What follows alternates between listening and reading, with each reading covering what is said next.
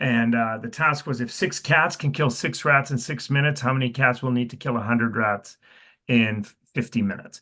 And this, I thought this was going to be a great task. I've used this task with that age group before. These were grade six. No, her class was 7/8. It's got just a right amount of like morbid violence in it for to pique the interest of these kids. Um, and I thought this was going to be great. And it was not. So it was just an unmitigated disaster. All right, like this was a really good task. It is a really good task. Anyone who's ever put some work into that will know that this is a really good task. It gets kids thinking, it gets you thinking. It is very much an open middle type task in the sense that it has a well-defined beginning, but it actually there's so many different directions you can go in. And some are correct, some are not correct. And it's also open-ended because there is actually more than one answer for those of you who want to spend your weekend noodling over that. But it was a disaster. And so Jane didn't give up. She wanted another task. I gave her another one like this amazing task. It was worse. And then she went for a third round, wanted that third task, and I gave her that one. This was my best one, and it was the worst of all. And this is where I first started to realize that the task is not enough, right? Like it takes so much more than just using a good task. And yet I say that, and everywhere I go, like I was giving a talk at the Freudenthal Institute on Thursday night in Utrecht, Netherlands, and and I talked about this. I talked about that the task is not enough. And sure enough, there's a project there that they're working on developing great tasks, but tasks are inert. What do we have to do to make them better, Megan? Well, there is a few things. We can focus on the design. So, because, tasks can be made better by the kids, but also by us. And so when we look at tasks, we have to consider what are the different ways we can make them better or make them more accessible. We can also focus on how we launch the task. We can also focus on what happens when the students are doing the task. How can we make that experience the most optimal for the students in that moment? And finally, how we close the task. I would say over the last year, Peter, that's been a big focus, right? Is Yeah. how to close that task out. And so And why it, and we'll talk more about this, but just how important that is for converting that meaning making into meaning made and into that retained learning. absolutely. So let's talk about some design and specifically so what do we do if the task is like too difficult from the start, Peter? So one of the things that I have been focusing on a lot lately is slicing into the task. So, and what I mean by this is often like one of the things about being someone who's into problem solving and tasks and so on is that it's like being into jokes or card tricks, right? You show someone a card trick, they're going to show you a card trick. You tell someone a joke, they're going to tell you a joke, right? You give someone a task, they're going to give you a task. And often what happens is these tasks come to me and I look at them and I go, you know what? That is a really good task, but it's not the first task. Yeah, it's not That the is a first. task I want students to think about fifth or sixth. Um, so I'll give you an example. The chicken nugget task. This is a famous task. Um, Chicken McNuggets come in packs of 6, 9, and 20. I talked about that in Europe. In Europe, they don't come in packs of 6, 9, and 20. That is very much a North American sizing issue. But nonetheless, they come in packs of 6, 9, and 20. You're going to buy chicken nuggets for your entire baseball team, but everyone has a particular order and a particular number that they want.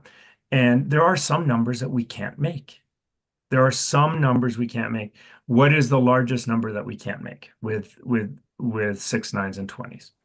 This is a good task, but it is not the first task that I want kids to look at. So I have modified this task, and the first task is that we're going to play darts.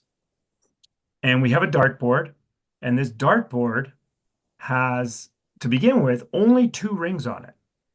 The center, the bullseye is worth, which would be maybe the white and the red combined, is worth 3 points. The blue is worth 2 points. You have unlimited darts. What kind of scores can you make? What kind of scores can't you make? And what I'm really interested in is what is the largest score you can't make? And we're talking about whole number scores here. And this one is very simple for them to start with. And then the next one is, well, what if the scores are 2 and 5? What if it's 2 and 7? What if it's 2 and 11? What if it's 3 and 7? What if it's 3 and 11? What if it's 4 and 7? What if it's 4 and 11? What if it's 4 and 9? What if I have 3 rings and they're 2, 3, and 5? What if I have 3 rings and they're 6, 9, or 4, 6, and 9? And it just builds up and builds up and builds up. And we don't actually get to the chicken nugget task until way down the road when they've actually built up a lot of confidence, a lot of skills, a lot of tools to actually start thinking about this task. Yeah, absolutely. And one more is the Carnival Conundrum. So this was called the Magic V in Enrich. Is that correct, Peter? Yeah. And the Magic V is very simple. You want to place the numbers 1 to 5 in the V shape so that both arms will sum to the same number. Now, this was really good, but on there, they like want you to make a like rule very quickly for how to make this work all the time. So when we had shifted this in our book and had kind of sliced into this was to create a bank of just all the possible solutions for this V. And so then by like slice 10, the students have to make some sort of like rule, but it's not the first thing they do. Although that task is wonderful, it's just a bit too much right away. Yeah. And using the bank so that they can start to spot patterns is very inviting for them. Farmer John. So this one was in the original orange book, and it's a farmer has some chickens and some pigs. One day he sees 22 legs, how many pigs and how many chickens? And it's a linear relations task, right? And all the possible combinations of chickens and pigs that result in 22 legs. This turns out to be actually a really good task for like grade 7s or grade 8s. But if I want to use this one with grade 1s, which I have done, where first of all, we're shifting from chickens and pigs to cows and ducks. Now, why was that shift made? Because I do a lot of teaching in classrooms in Hawaii, and every single school I've been to in Hawaii has a wild chicken problem. And the kids cannot figure out why a farmer would want to have chickens when they're everywhere, right? You want to get rid of these chickens. Why would you actually want to keep these chickens? So we shifted it to ducks and cows. But now the initial question is, well, how many legs does a cow have? How many legs does a duck have? Well, I have 2 cows and 2 ducks. How many legs do I have? That's the starting question. The original question of 22 legs, that one happens on question number 8 or 9 now. So we're building up. Well, what if I have 3 ducks and 4 pigs or cows? What if I have 5 cows and 6 ducks? What if I have 20 legs and I have 1 cow? How many ducks do I have? Right? Like we're building our way up, creating that confidence. The tasks are just gradually getting more and more complex. But it just gives them an entry into this complexity. Yeah, absolutely.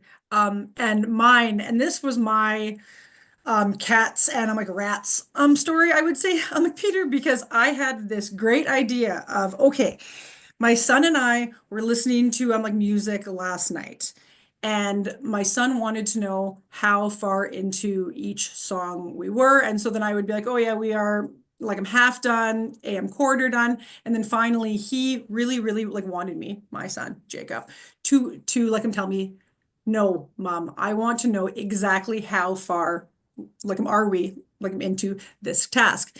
And so I was like, this will be an amazing task. I'm going to do this tomorrow. So this was the first slice, was how much I'm into this. And in my head, I'm like, this is obvious. This is 1/2 because there's a minute and a half to 3 minutes, and then 9 seconds to 18 seconds. Guess what?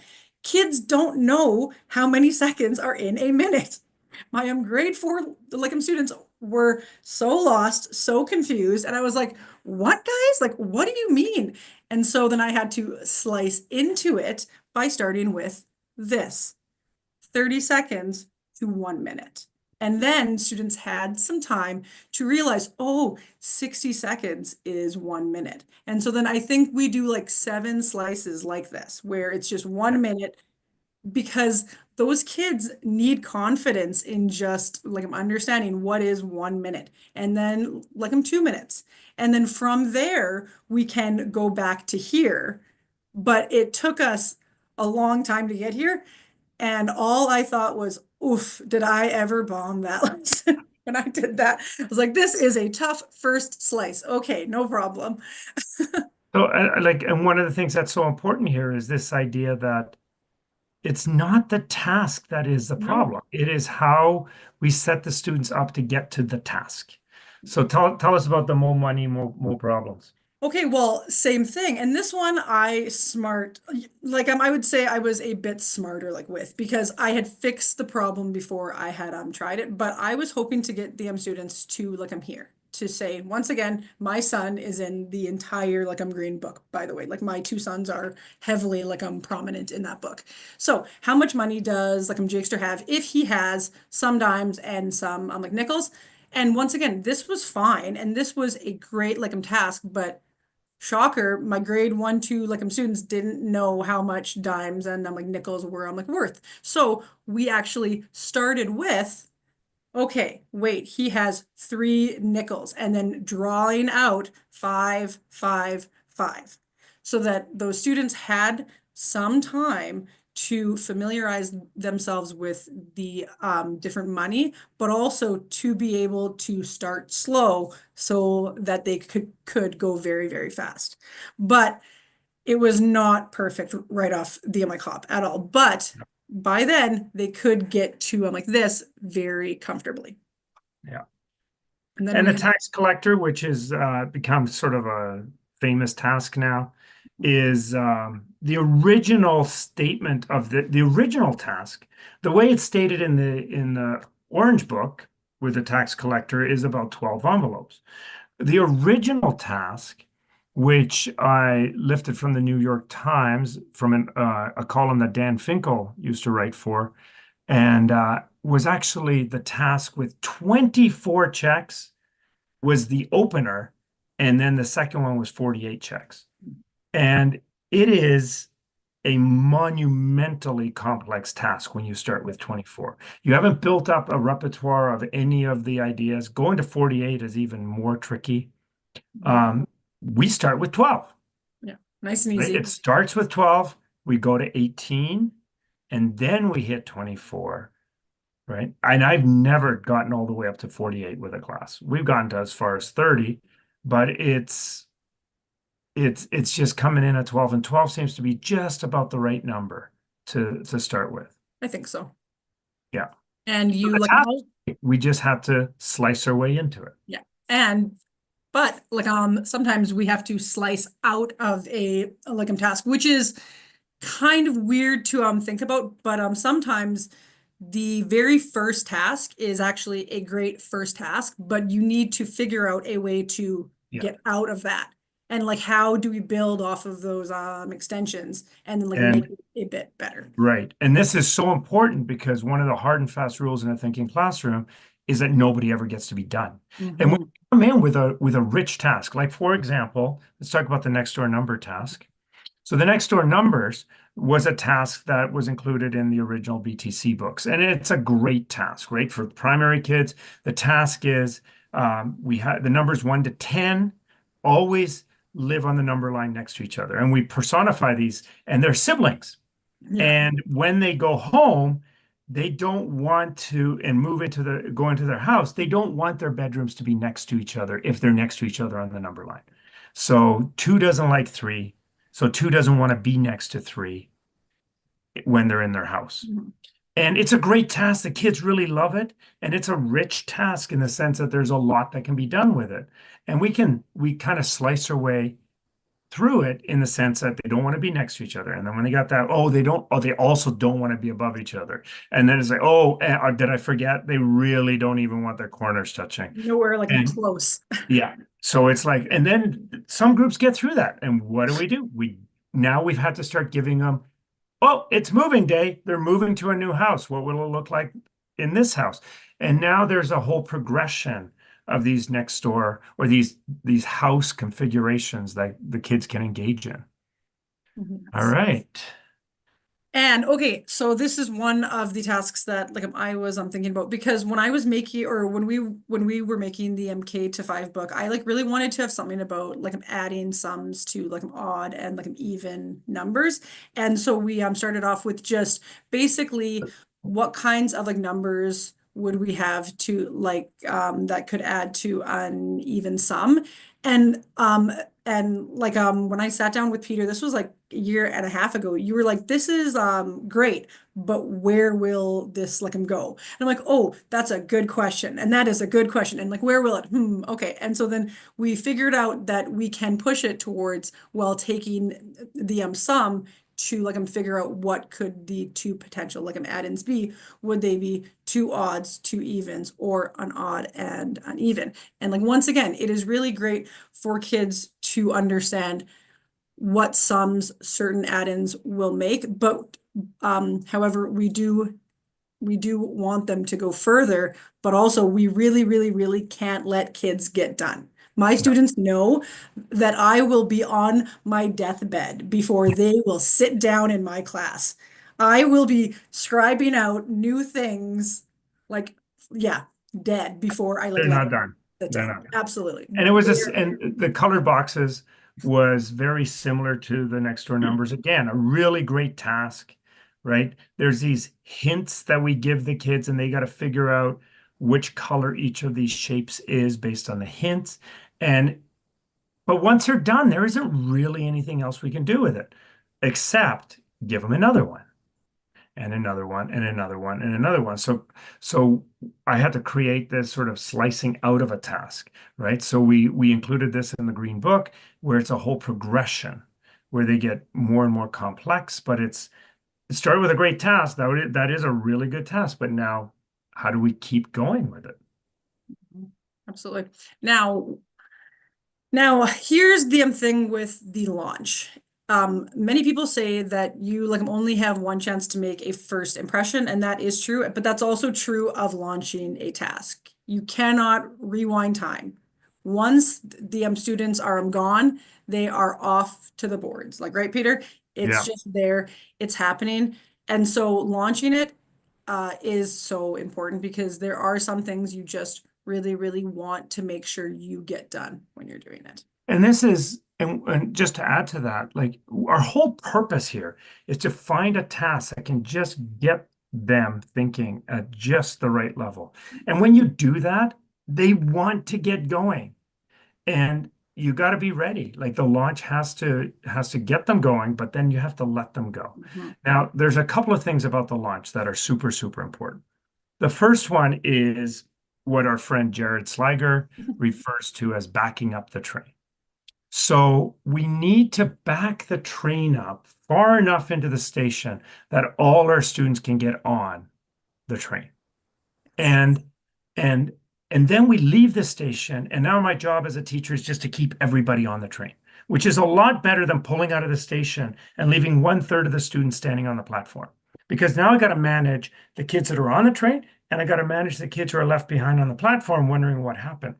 And and in order to do that, when we're launching, we have to think deeply about how do I set it up in such a way that every student can get going on this test. Now, part of that is in the design, right, which we talked about, starting off simple enough that everyone can get on the train.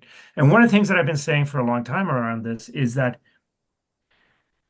when you pick that first task, 1/3 of your students have to think that it is too easy. Because if 1/3 of your students think that the first task is too easy, then everybody's on the train. Yeah, But if probably. nobody thinks that it's too easy, then you just left 1/3 of your students standing on the platform. But it's not just picking that first task. It's also what do we maybe have to review? What kind of vocabulary do we maybe want to introduce? What model do we maybe want to give them? Or visual or tool? It's, and we're not trying to suck the thinking out here. We're just trying to empower the students in such a way that everybody has access to this task, right? We don't want that first one to be cryptic and challenging because we didn't set them up for success. They need that success in the first one. Yeah, Challenge absolutely. is coming for everybody. Yeah, exactly. Just wait. And Yeah. really, those students will be, I'm like, waiting because they will be like, wait a minute, this is too easy. And then you hit it with them. The other one As, is, as Jared says, we're backing the train up as far as necessary, but this is a bullet train yeah, exactly. and we're going to go far. Yes, absolutely. Yeah, and the other, I guess the second three is you really should be gathering your students standing, verbal, and for 5 minutes. And the reason why I put this photo here is because this was my kindergartners last October. And it's not perfect. That picture is not a perfect picture. You got kids looking up. There's a kid with his hands down his pants. It's kind of happening, okay? And it's fine. But guess what?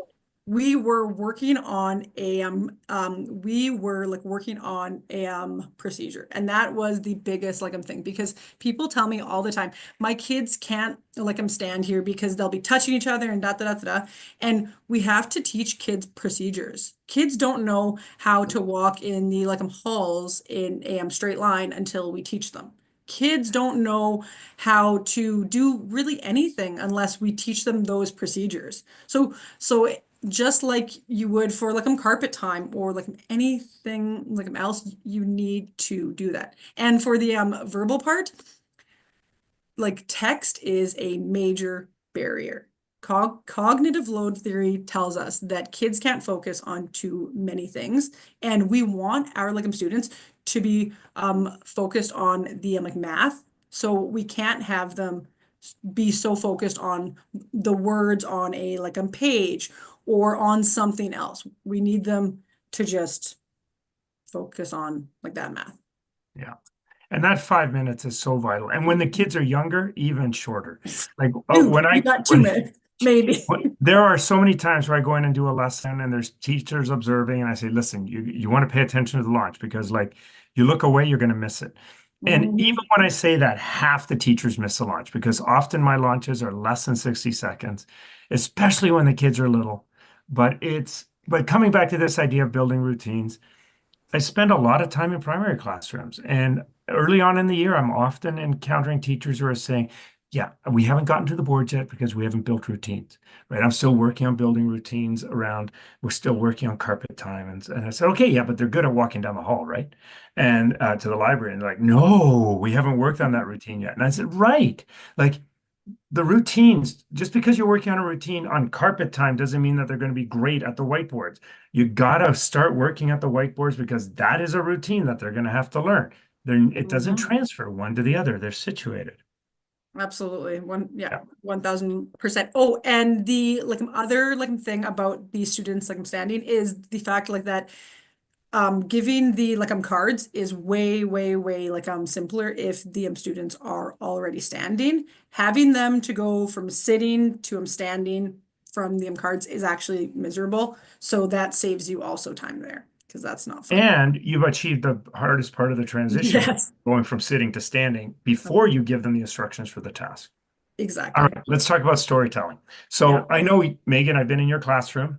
I know that it's like, and there's a story for the next door numbers, but it's not just storytelling about the numbers in this case that, four thinks that five smells funny and eight thinks that nine is too loud and two thinks that one chews weird, right? Like it's this story about the personification, but like how many different careers have you had in 1 week? Like in 1 week, Oh. recently I was a farmer, I owned a sporting goods store. I was a carpenter. Mhm. And these are with the same kids. And they're like, wow, really? I go, yeah, I just live on the farm, but I actually own a sporting goods store. And it's just building these stories, personalizing them. Oh, How many times absolutely. has Jakester been in your stories?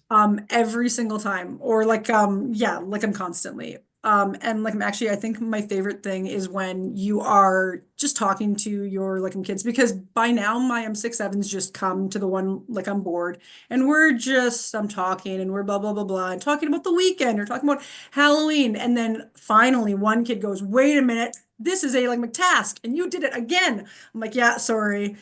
I just like we will be talking about like Halloween and like handing out candy and then giving every second kid two like candies, and then like every third kid like three. And sure enough, those like students have just realized that they walked straight into a task. And they're sometimes really pissed about it too, but that's okay. Or with the And like then part of the oh the yeah, sorry. non-examples. So one of the things that I found early on in my research was that teachers' examples are too good. And Mhm. when the examples are too good, the kids just mimic them. So here's an example of launching the magic V, or the cardinal conundrum problem, where what they really need to do is figure out how to place numbers from 1 to 5 so that the two wings of this V are add up to the same thing. And this is the example that we put on the board. And it's like it starts off with, well, first you just have to put the numbers from 1 to 5 in the 5 circles so that every circle has one number, and every number is represented in one circle. So one number per circle, you got to use every number. So like this, for example, 3, 1, 2, 4, 5. Did I do it? And the kid's like, yep, you did it. And I said, oh, Ugh. I forgot to mention there was another criteria.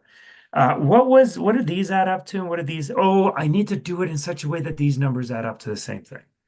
So this is a non-example in the sense that it communicates what is expected, but it does it in such a way without sucking the thinking out of the room.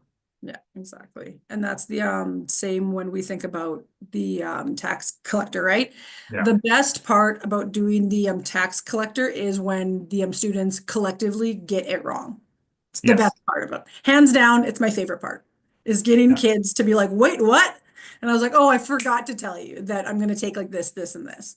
And those non-examples are so key because you like really aren't showing them how to solve it. You are showing them how not to solve it. Yes. That's okay. And you're setting the bar low, which makes sense. Solo. They feel confident because, like, we can do better than that. Yeah, exactly. It can't be like that, right? It's got to Yeah. be better. For sure. Oh, and this is my favorite one. So anybody who has seen this, I'm like meme of like, let me tell you something. Let me tell you something. Because what happens is that this guy is about to be bungee like I'm jumping, and right before he wants to tell them like I'm something. And as like teachers, right before we send our students off to the boards, we will want to tell them everything just in case. Oh, just in case, and just in case. Oh, and just in case this. No, just tell them it just in time later. Tell Yeah. them just enough to do the first task. They don't need like all of that to do the 20th, just the first task. Just a taste. And this is terminology that comes from Julie Dixon, who really differentiates between this idea of the just in case. Like that's our temptation. Just in case you're going to see a decimal, let me do one of those. And just in case you're going to see a fraction, let's do one of those. And just in case you're going to see a two-step problem, let me do one of those. And just in case, just in case, just in case. And the metaphor I construct for that is that we need to get the kids into the swimming pool, and they need to start swimming. And while they're still standing on the deck, I'm trying to teach them how to swim butterfly. Yeah. And they just got to get in and start blowing bubbles, right? Like this is what I want you to do. Get in the pool, blow bubbles, go. And then when they're in the pool, the rest will come.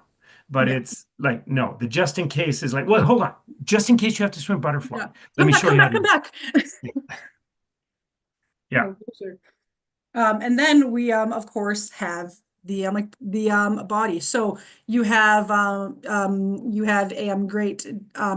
great design, and you've launched amazingly with a story and a non-example, and it's great. And now the students are at the boards, and now what? Well, now this is where the just in case is thrown out, because like this is where we really really really need to hit it at just in time. Which is that what I call working the room, right? providing students with the next task just when they need it, just in time, providing any sort of support that they need just in time, right? And this idea of just in time goes by another name in education. We call it differentiation, right? Which is where we're giving students what they need, whether that's a challenge or a hint, as they need it. But there's a real interesting irony that appears here between the just in case and just in time. Because the kids get overloaded if we do just in case. The irony is we're always going to have to do the just in time. Whether you give them the just in case or not, you're going to have to run around and do the just in time. Yeah, like a chicken too, right? Like you're like, ah. So Yeah. And one of the things that really helps us with the just in time is the banner. And we can do the banner both vertically and horizontally. So why don't you tell us a little bit about those, Megan? yeah. So the vertical banner is like what you see in that photo. It is about the top 1 to 2 feet of the like white book or like whiteboard, and this is where the students put their work. And this is really, really, really important because the students need to learn a few things. Number one, their like question goes in the banner, not their work. Okay, so whichever question they are currently like on is what goes into that banner. Their work goes below it. And then once they finish it, they will look around the like room to someone else's banner to find their next question. And kids can't make up their own question and put it in the like banner. And sometimes you don't even want to like tell them that because they'll just do it because you told them not to make up a question. And they're like, maybe I should like make one up. No, don't do that. Please don't do that. That's just gonna ruin everyone's day, mostly mine. So that is the vertical one. Because And that that is, messes up the flow we're trying to create with of course, carefully sequenced tasks and so on. exactly. Yeah. Now the And then horizontal one and this is one of the things that you really like to do, Megan, but like sometimes we can't put a task in the banner, right? Like what if it's a word problem? What if it's a geometric shape or diagram? What if it's a graph? What if it's a table of data with 10 data points in it? Like we can't just put that in the banner. What do we do then, Megan?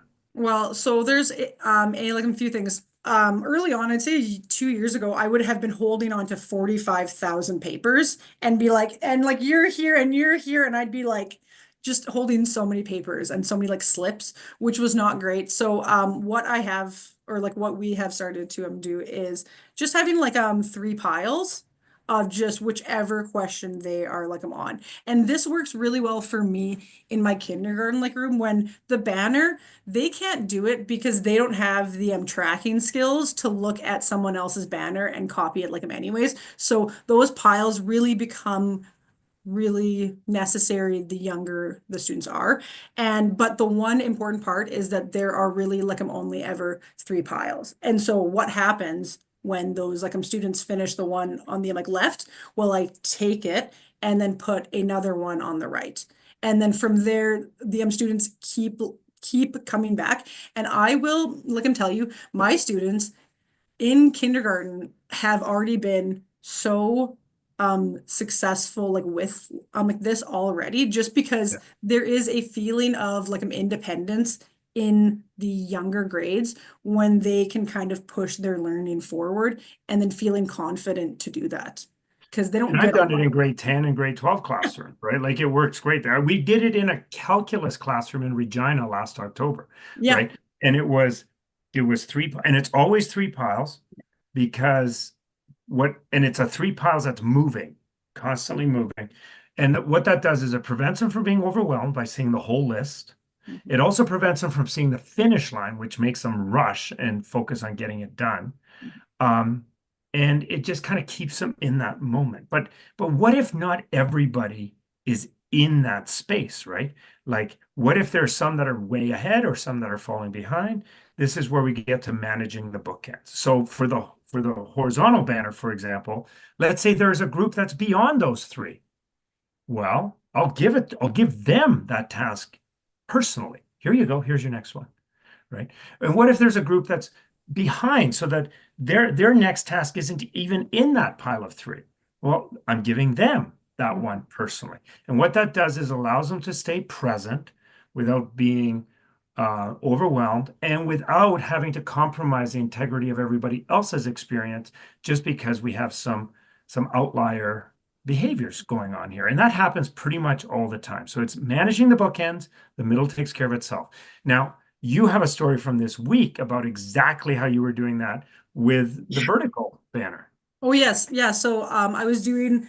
It's actually one of the tasks in our book. It's the guess my number task, and which that one has a potential to get some like some bookends on there. So I was working with a instructional assistant, and my one group number 7 or whatever, was about 5 slices behind. And so then I specifically turned to her and then like I'm told her, I don't want you to give them their like next one because like I was essentially just like I'm hovering like I'm close to them because I didn't want them to turn around and then I'm like recognize that they were, oh my gosh, so far behind.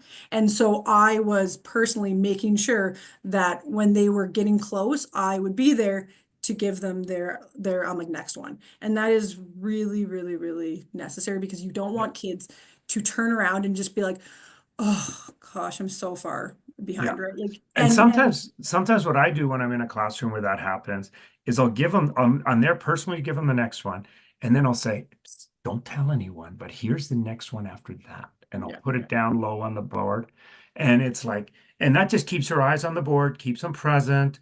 They're not worried about where others are, and it just really manages that well. Now I know there's people in the audience right now that are worried. Well, what do you mean you're letting them go on their own? What if they're made a mistake, right? Yeah. What if they made a mistake? Well, if they made a mistake on question 3, odds are they're still making on question. yeah. Like I may not catch it Would on stay 3, in I may not the catch it on state. 4, but I'll catch it on 5. Like I'll catch it eventually. But here's the irony. Mistakes don't live very long in a thinking classroom. It is really rare that a mistake happens on the board to begin with so many eyes on. But then that it persists for several questions is without you noticing or without anybody in the group noticing is really unusual. We're going to catch it eventually. But if we make them wait for us to check every board, we're right back to that thing where Megan's running around with the 42,000 pieces of paper, right? Like if the students are waiting for us for everything, then they're never going to get into that flow where they're able to just move along at a pace that allows them to keep in balance between that challenge and their ability. Absolutely.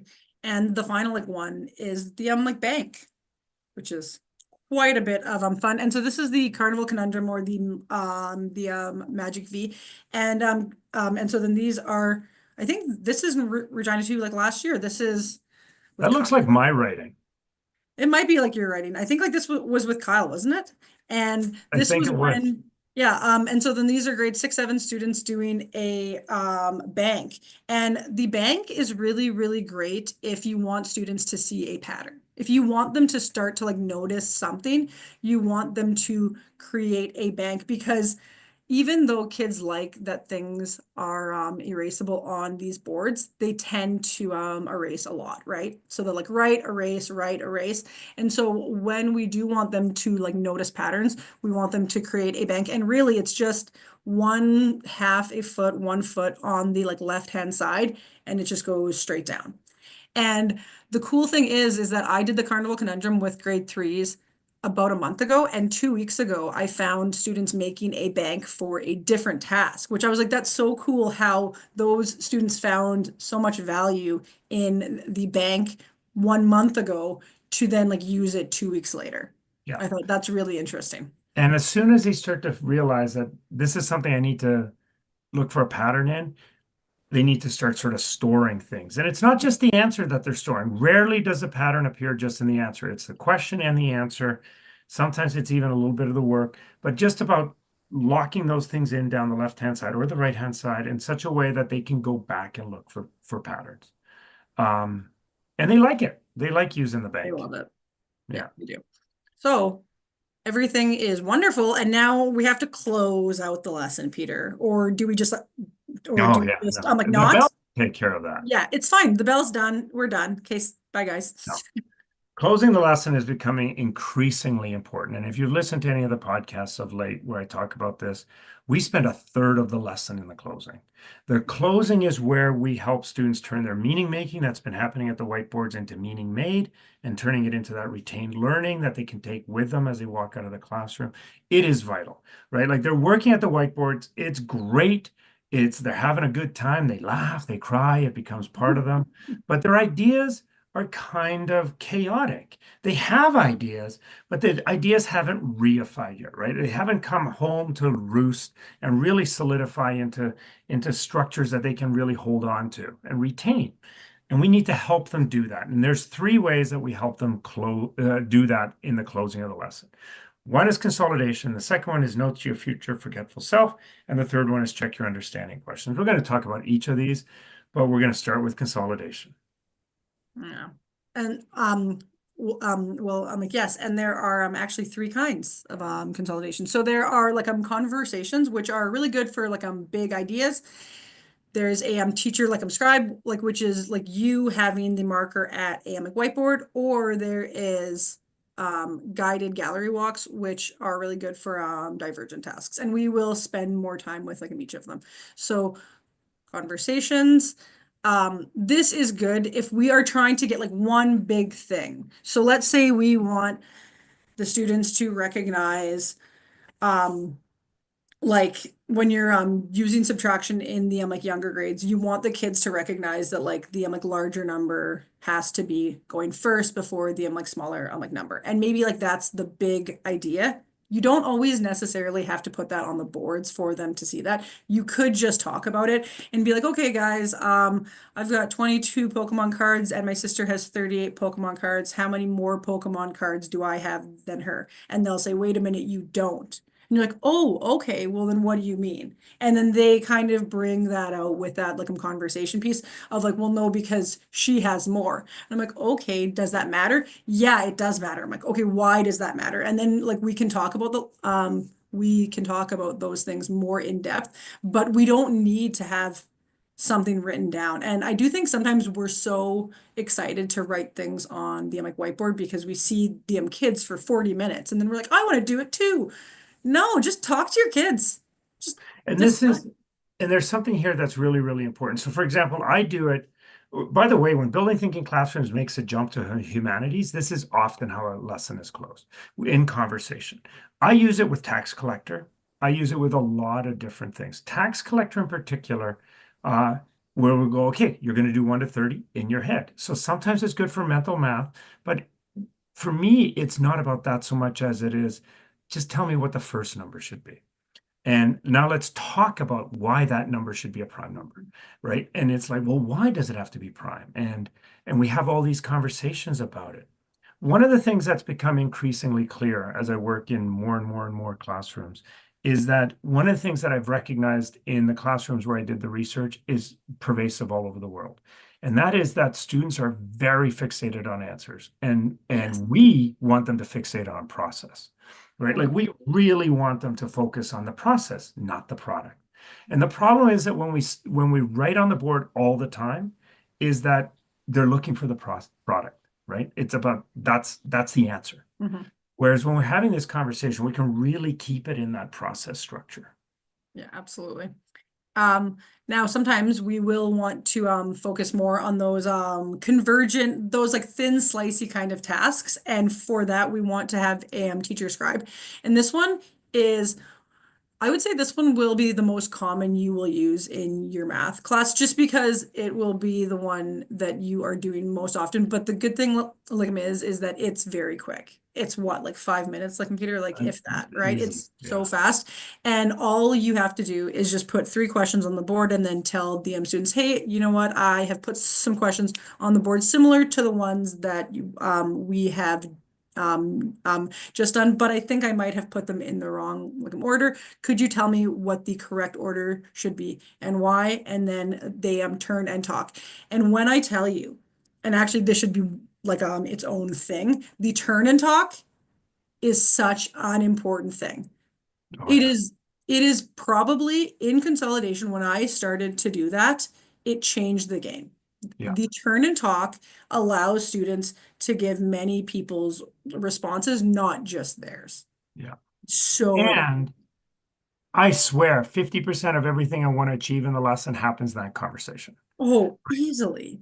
And Like they're if they're so just if focused. yeah, if they're just talking about which one should be first, but why? The minute they start talking about why, they're noticing and naming the variations in the tasks and so on and so forth. And it just elevates and starts to complete that turning or starts a process of turning meaning making into meaning made. Absolutely, for sure. Do you want to talk about the last? Yeah, gallery walk. So this is the one that is most often associated with the consolidation. Mhm. And I've done 176 lessons in the last 2 years, K to 12. I've done a gallery walk like 6 times. Not because I don't like them. I love gallery walks. But gallery walks are very specific to divergent tasks. So a divergent task is a task where I give the students a task and every group does it differently. Mhm. Right. And now we want to look at different ways to think about the same task. Whereas a convergent task in type two, the teacher scribe, everyone's done it the same way, right? In the divergent task, everyone's done it a different way. And it is such a rich conversation when we go and look at different ways that groups have solved the task. And as we build that journey, we want to kind of try to go from simple, concrete, and common to the complex, abstract, and uncommon. It's not a perfect formula, but we do want to take them on a journey. And it is something that when we do that, we get to not only lift up and celebrate the different ways of thinking, but we get to stitch together this narrative and unfold and build connections between things and get at those concepts through the rich problem solving activity. Now, I've been in Europe for the last 3 weeks. In a lot of places I am here, their curricula is leaning into rich tasks more and more and more, which means that more teachers are using complex problem solving and rich tasks on almost a daily basis. So they're having to do a lot more gallery walks Mhm. because that is how their curriculum is unfolding. But if you got to do, adding 2-digit numbers with or without regrouping, then it's going to be convergent. There is going to be some divergence, which we can still deal with inside of the teacher scribe, but not in the same way that students diverge for some of the richer tasks that we see. Absolutely. And we also have the second part of the closure is the notes to your future forgetful self, which there's two ways to kind of do this, right? Or like there's two phases, and then there's also two kind of ways. So the first one is so this would be for grades 3 and up, and I think that we've been I speaking would I would say, about. yeah, three is kind of a transition year. Yeah, and so I would say 4 and up for sure, but definitely could be 3 depending on your type of year and your students and stuff like that. And all you would do is that once you finish consolidating or after the less or like after the body is done, you would just you would write this on a whiteboard. And the beauty is because when you were first doing like notes, there was about like a 50% of students were doing the meaningful notes. Well, in the baseline data, Yeah, the baseline data. only 20% were cognitively present and only 10% looked back at their notes. But when we got it up to the point where we were getting 60 to 80% being Mhm. cognitively present and 60 to 80% using it, but 20 to 40% were opting out just Yeah. because they didn't care about the notes. And what we were losing there was it wasn't the note having that was being lost. It was the note making that was being lost because the note making is part of that closing experience. Yeah.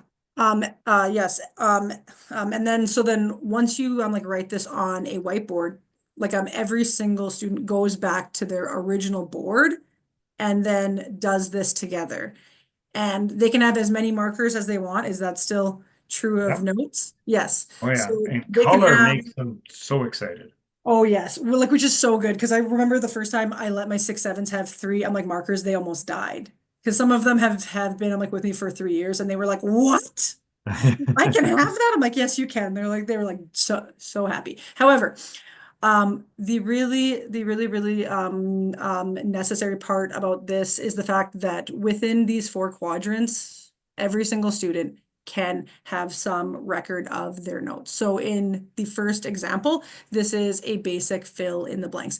This question should be like the most simplest part of the task, and then just simply fill in the blank so that when that student goes back, they have something to like look at.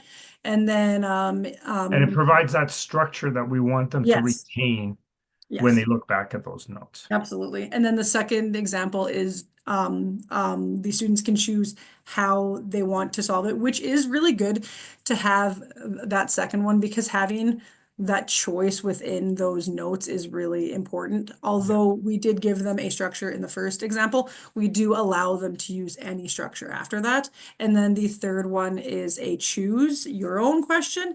And many students will do a more like a difficult or a like simpler one. It doesn't really matter. And then I would say quadrant D is the part where my students find the most value. And like oftentimes those students will do it first, which is the things to remember. Kids Yeah. will run there and have so many things because all Or of they'll fill it in uh, as they're doing A, they'll add yeah. things, and then they're doing B and they'll add things. Mhm. Yeah, it's really Yeah. cool to watch how thoughtful they are about that. Yes, absolutely. And And then this is what we do with the 4 to 12s. But what if we had, like, are we doing this with the K to 3s or K to 2s? Absolutely. Except we only use the top 2 quadrants for them. yeah. And the 3s are sort of an intermediary group. They're we kind of start with this structure but move towards the 4 quadrant structure. Mhm. Exactly. And really, but this is the most important like part is that these notes are meaningful to the students. And so in the first phase, your students will go to their boards and then make those like notes. And then once you've been doing that for a few months in the second phase, the students will still go to the boards to do it themselves. However, once they finish, they will sit down and then make their own like notes. And this is really cool because then students have everyone's boards to look at, which They is go really shopping. fun. Yeah, and they definitely go shopping for those like examples or the things to remember. Because the other piece to think about too is that especially in those things to remember, there are things some kids will say better than others. And so they like would be like, that's what I was trying to say, but I didn't have the words for it. But that kid did. So I'm gonna steal that, which Yeah. is really awesome. All right, we got to move along here because we're up against the Oh clock. my gosh, in 1 minute. Peter, okay, check your So the understanding. last one is check your understanding questions, which is There is really no just hook coming, friends. So take okay. your time and enjoy.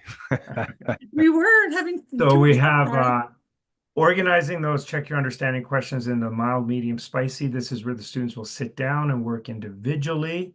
Mhm, But we kind of have 3 rules. Do your own, mhm. choose where you want to start, choose where you want to go. And rule 3 is after you've done some, check with some other students to see how you're doing. And if you need help, get help. And if someone else needs help, give help.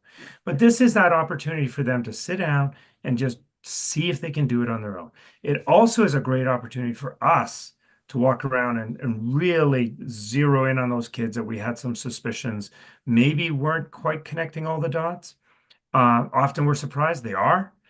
Sometimes there's students we thought were connecting the dots that are revealing that, oh no, they had some misconceptions. And this is a great time for us to work one-on-one in those spaces. But the biggest thing about this is we can't get the kids to stop. They just want to keep doing it. And they're like asking for more spicy, right? Mhm. They're having that mastery experience and that experience where they know something and they know it and they just want to keep working. Absolutely. But you need to only have 3: mild, medium, spicy. There Yeah. is no habanero, Hades, Inferno, whatever type of Satan's thing. Revenge. Satan's Revenge, nobody needs that, especially because those kids who can like do that don't need to feel any more special because kids who are doing mild can see themselves getting too spicy, but kids at mild can't see themselves getting to Satan's Revenge No. because nobody should see themselves. And our data actually saw that when we had added a 4th category, when we had 3 categories, pretty much every student wanted to get to spicy. When we added a 4th category, 50% stopped at medium. Because it's that fourth category clearly says to them that's not for everybody. Yep. And we And want this to be for everybody. well, and like to be honest, like with you, you could put a really, really, really spicy question. Just put it under spicy.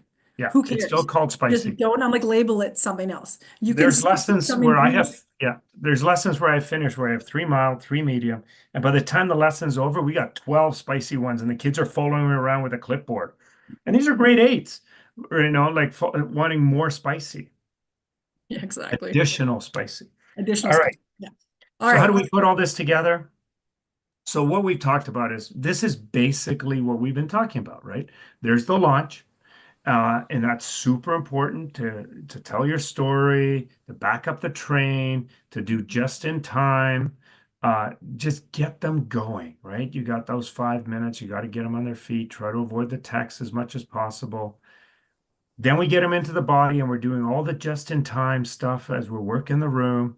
And then we got those 3 parts to the closing. Now, what's not represented in this diagram is the pre-launch, which is all those design things that we talked about earlier on, about this thin slicing our way into the task or slicing our way out of the task, and prepping that stuff so that we're ready to go when the lesson comes. Yeah. You can never be too prepared. You can never be too prepared. No.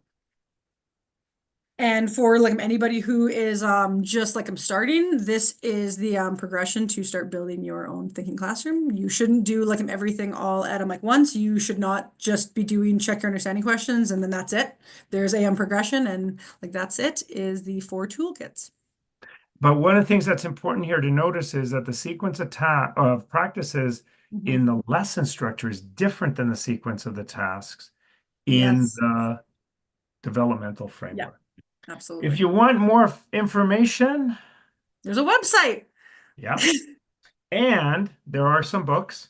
There's 3 of them, and here's with more on their way.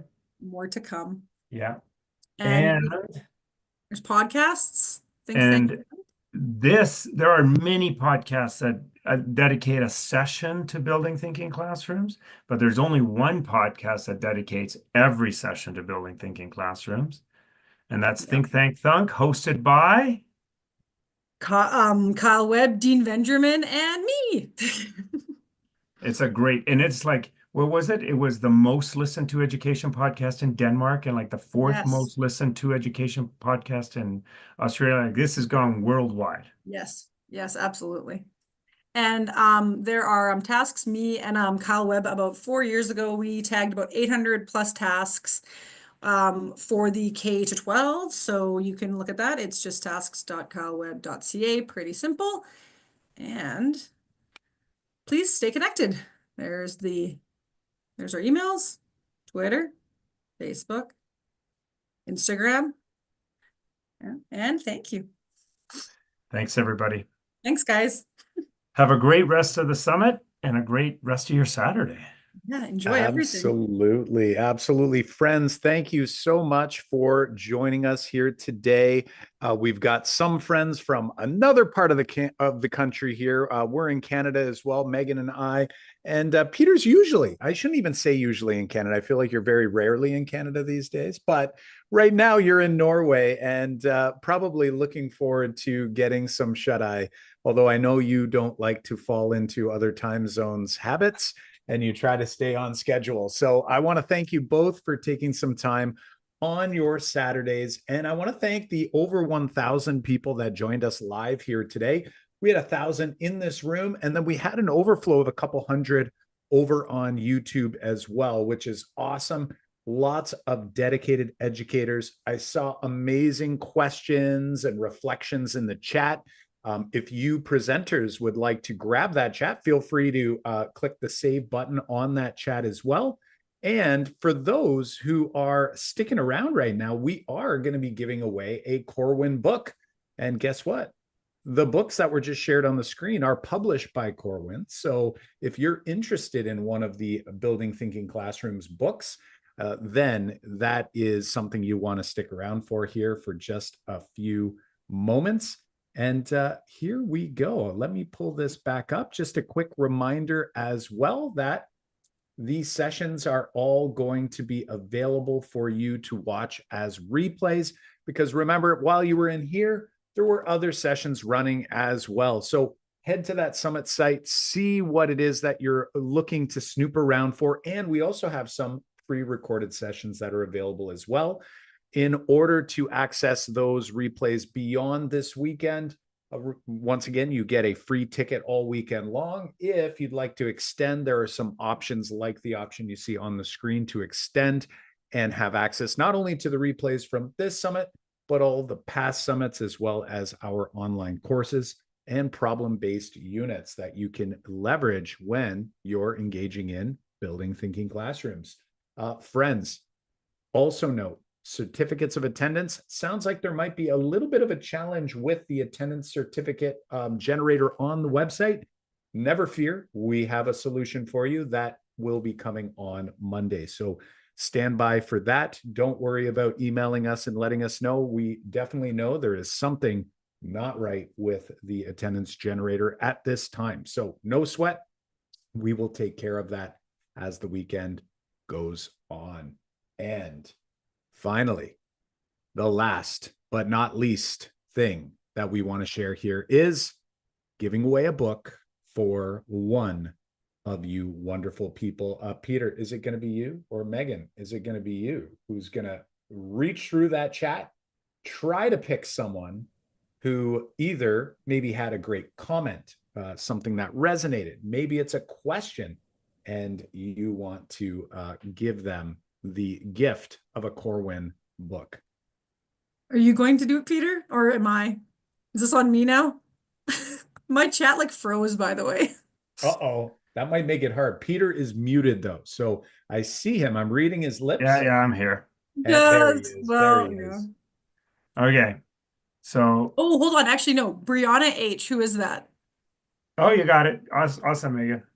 Brianna H. can have it because she said she loved the song I chose for that musical fractions task. Fantastic. Brianna Wasn't even about H. math, but that's okay. Hey, you get to you folks get to drive this thing, okay? You get to decide who Yeah, wins. Brianna's still here. Awesome. Awesome. So Brianna, what you're going to do is you're going to hit reply on any of the emails from the summit, or you can send it to support@makemathmoments.com. Either way, you're going to say, I'm the Brianna H. That's awesome. And I want to book in Peter and Megan's session. And we'll make sure to get in touch with you for your address and all those wonderful details. So Brianna H., congratulations. Friends, if you haven't yet, make sure you go check out some of the podcast episodes. We've had Peter on a few times over on the Making Math Moments That Matter podcast. Hit that subscribe button and you check out those episodes, along with over 300 episodes that have been running since 2018 and continue. So friends, make sure you get out, say your thanks in the chat, and get into that next session. You're all amazing, and we appreciate both Peter and Megan for taking the time. Thanks again, everybody. Give them a big thumbs out on the way whoa, I'm saying words backwards. Give them a big thumbs up on the way out the door, and we'll see you in one of the next sessions coming up just in a few moments. Thanks, guys.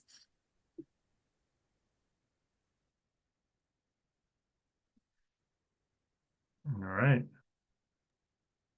Thanks, Kyle. Nice work, everybody. It Awesome looks like you job. managed to Awesome get job. it looks like you got the YouTube working well. We got it working. We got it working. It turned out that the title was too long because we had two names, and problem solver over here. It was a spicy one, but I didn't self-select that one, unfortunately. So it selected me. Okay. Awesome. Take care, everybody. We'll see you soon. right. See you in the next sessions. Thanks, Megan. Thanks, Peter. That was fun. We should do it again sometime. Yeah, we should. Maybe we should write a book together. I like Maybe it. do it like later. I like it. All right. Bye, everybody. Awesome. Take care, everybody. Bye now.